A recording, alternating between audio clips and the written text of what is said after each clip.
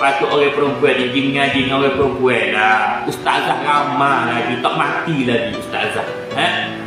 Ramah lagi ustazah atas dunia ni. Carilah ustazah. Kalau laki-laki dengar ustaz, bukan tak ada ustazah atas dunia ni, banyak lagi.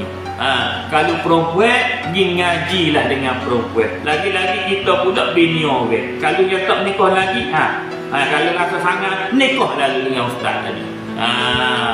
Senang cerita. Dah. Ni tempat saya diri. Dah. Tak boleh.